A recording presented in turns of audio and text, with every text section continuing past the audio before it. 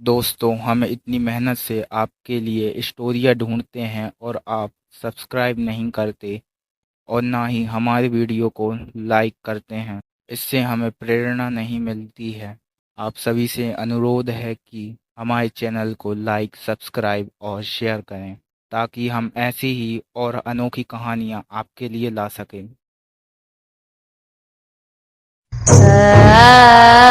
लोग दौड़कर हड़बड़ाहट में राहुल के कमरे में गए और देखा तो कुछ भी नहीं दिखा, क्योंकि तभी तो अंधेरा था ना। राहुल का एक छोटा भाई भी था जिसका नाम मिंकू था। उसे लोग मिंकू कहते थे, लेकिन उसका नाम मयंक था। मिंकू ने मोबाइल की टॉर्च जलाई तो देखा कि पूरा कमरा खाली है। राहुल उस कमरे में है ही नहीं। बाहर से जोर जोर से किसी की हंसने की आवाज़ आई। सभी लोग बाहर की तरफ भागे तो देखा कि ऊपर से आवाज़ें आ रही हैं। वह सभी आंगन में आए और छत की तरफ देखा तो राहुल छत की बाउंड्री पर खड़ा हुआ था। उसके घर वालों ने उसे नीचे उतरने को कहा, लेकिन वह अभी भी कुछ उत्तर नहीं दे रहा था। उसकी आंखें लाल पड़ चुकी थीं और वह क्रिस्पी स्माइल कर रहा था, जैसे कि वो लड़की स्टेशन पर उसको देखकर कर रही थी। ठीक वैसे ही वो भी ऐसा ही कर रहा था। राहुल के पिताजी समझ चुके थे कि हो ना हो ये किसी भूत के साये का काम है। मिंकू की उम्र तकरीबन 16 साल की थी। राहुल के पिताजी ने कहा कि जा मिंकू, पुजारी जी को बुला कर ला। पुजारी जी का घर मिंकू के घर के बगल में ही था। तो वह गया और दरवाज़ा खटखटाया और पुजारी जी को लेकर आया। बाबा ने देखा तो राहुल उसे देख देख कर हंसने लगा। पुजारी जी ने कहा कि मैं एक मंदिर का छोटा मोटा पुजारी हूँ। मैं इस काम में आपकी कोई भी सहायता नहीं कर सकता, लेकिन हम सभी लोग मिलकर हनुमान चालीसा का पाठ करेंगे तो शायद कुछ हल निकलेगा। सभी लोगों ने मिलकर हनुमान चालीसा का पाठ शुरू किया। सभी लोग हनुमान चालीसा का पाठ कर रहे थे, तभी पुजारी जी ने राहुल के पिता को इशारा किया और राहुल का पिता जाकर छत पर पीछे से राहुल को पकड़ने लगा। वह बहुत ही भागने की कोशिश कर रहा था, लेकिन इतने में सभी लोग ऊपर आ गए। सभी ने एक साथ मिलकर हनुमान चालीसा का जाप किया और इतने में राहुल बेहोश हो गया। और फिर पुजारी जी ने उसे एक धागा बांधा और कहा कि इसका असर ज़्यादा देर तक नहीं रहेगा। आप जल्द से जल्द किसी बाबा के संपर्क में जाएं और इसका हल ढूंढें। आप आज रात तक तो सेफ रहेंगे, लेकिन कल की रात अमावस की रात है। कल सुबह जल्द से जल्द आप किसी अच्छे से बाबा के पास जाएं। पुजारी जी ने एक बाबा की एडवाइस दी और उनके घर का पता दिया। सुबह होते ही राहुल के पिता पुजारी जी द्वारा बताए गए एड्रेस पर गए और बाबा जी से संपर्क किया। बाबा घर पर आए और पुजारी जी द्वारा बांधे गए धागे को निकाला और अपना एक अभिमंत्रित धागा डाला और उसके गले में एक माला भी डाल दी और कहा कि आज रात मुझे यहीं पर रुकना पड़ेगा, क्योंकि आज की रात बड़ी खतरनाक रात है। बाबा रुके। रात हुई और सभी लोग आंगन में बैठे थे।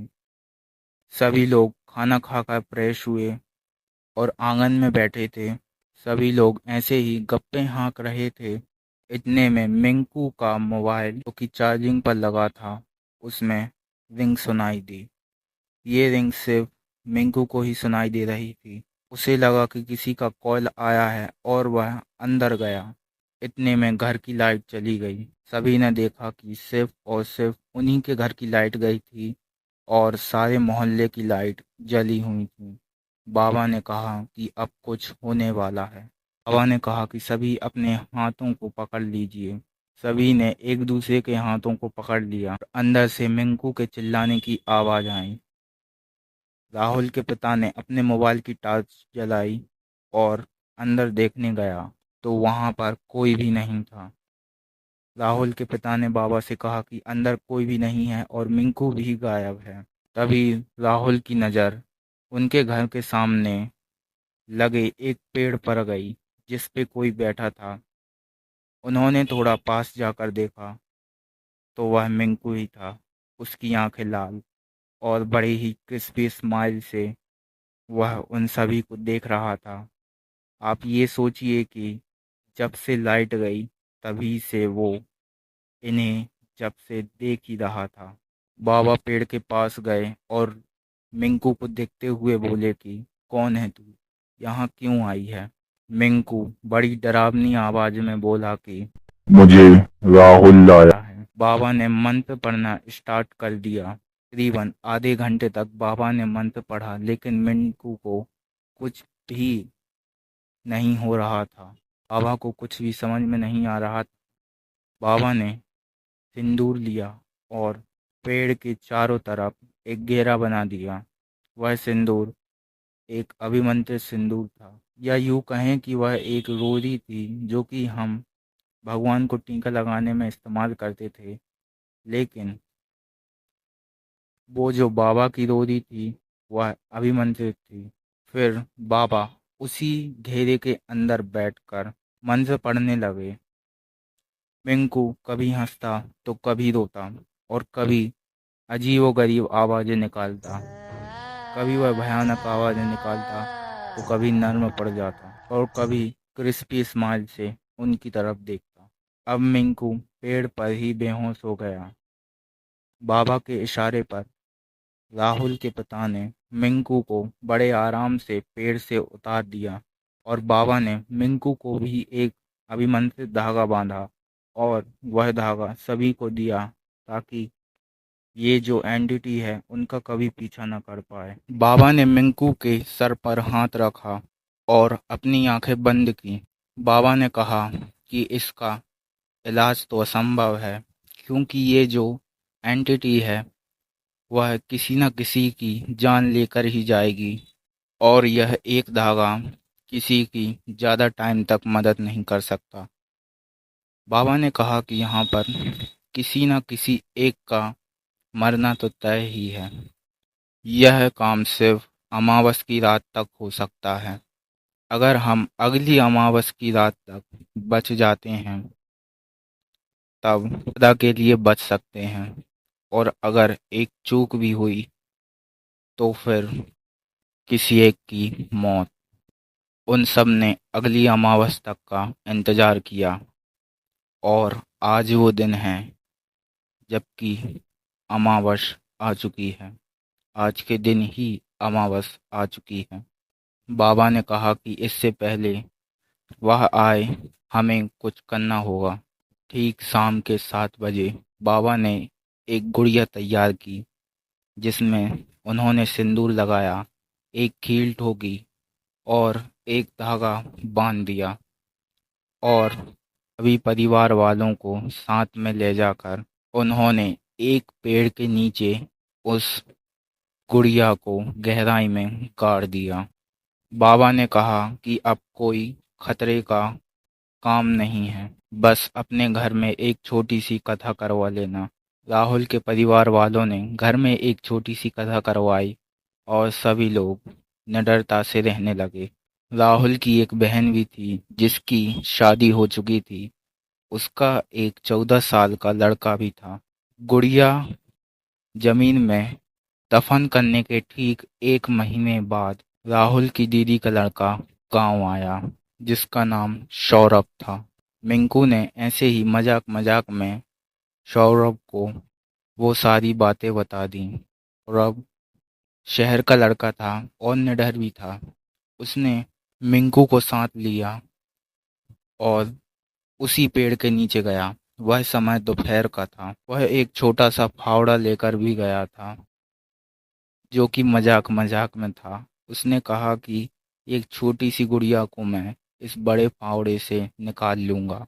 मिंकू उसे मना ही कर रहा था कि उसने पहला फावड़ा मारा तूने कहा कि मैं घर वालों से बता दूंगा। उसने उसको चुप कराया। सौरभ ने दूसरा फावड़ा मारा। तकरीबन 2 फीट तक की गहराई को खोदने के बाद सौरभ को कुछ भी नहीं मिला और उसने मिंकू को कहा कि तुम तो कुछ भी बातें करते हो। मिंकू ने कहा कि नहीं, बाबा ने यहीं पर उस गुड़िया को गाड़ा था।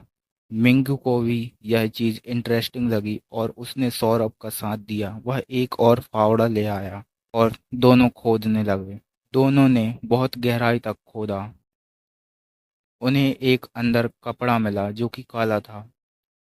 सौरभ ने कहा कि हमें चारों तरफ खोदना होगा। उन्होंने बहुत ही चौड़ा गड्ढा खोद लिया। गड्ढा खोदने के बाद उन्होंने सामने देखा कि एक लड़की जिसका मुंह खुला है और उसके मुंह से चींटियां निकल रही हैं। उसकी आंख भी खुली है और उसकी आंखों के गड्ढे पर बहुत सारी मक्खियां भिनक रही हैं। कुछ मक्खियां उसकी आंखों पर हैं और कुछ मक्खियां उसकी नाक में बिड़ी हुई हैं और उसके मुंह से चींटियां निकल रही हैं। वो दोनों ही डर गए। उन्होंने कहा कि ये बात किसी को पता नहीं चलनी चाहिए, वरना मामला बहुत बिगड़ सकता है। दोनों ने साथ मिलकर उस मृतक शरीर को फिर से दफना दिया। उस दिन भी अमावस का दिन था। राहुल किसी काम से शहर की तरफ जा रहा था और वह ट्रेन में ही था। राहुल की ट्रेन रुकी और राहुल की ट्रेन को रुके आधा घंटा हो गया था। उसका टाइम पास नहीं हो रहा था, इसलिए वह गेट पर खड़ा होने को गया तो देखा कि सामने जो पेड़ था वहां पर उसके पुराने मकान मालिक का बच्चा चढ़कर हंस रहा था। राहुल जल्दी से भागते हुए अपनी सीट की तरफ बढ़ा और वह अपनी सीट पर बैठा। कुछ ही देर बाद ट्रेन चलने लगी। राहुल ने सोचा कि ये क्या हो रहा है। वह सोच रहा था कि यह मामला तो खत्म हो चुका है, लेकिन ये क्या हुआ। कुछ टाइम बाद उसने सोचा कि अब वो फिर से शहर में आया है, इसीलिए उसे कुछ वहम हुआ होगा। कुछ टाइम के बाद वह वॉशरूम गया। ज्यादा टाइम हो गया था और वह बाहर नहीं निकला। बहुत सारे यात्री थे जिनको वॉशरूम जाना था। उन्होंने दरवाजा खटखटाया और ज्यादा समय तक दरवाजा न खुलने पर उन्होंने रेल विभाग को सूचित किया। वहां से 2 कर्मचारी आए। उनका दरवाजा भी न खुलने पर उन्होंने पुलिस वालों को बुलाया और दरवाजा तोड़ा गया। तो अंदर देखा तो राहुल मरा पड़ा हुआ है। उसका मुंह खुला है, मुंह से चींटियां बाहर निकल रही हैं। उसकी आंख भी खुली हुई है और आंख की पुतली पर मक्खियां लगी हुई हैं और नाक से चींटियां निकल रही हैं। बाबा की बात सही हुई, वह किसी एक को ले ही गई।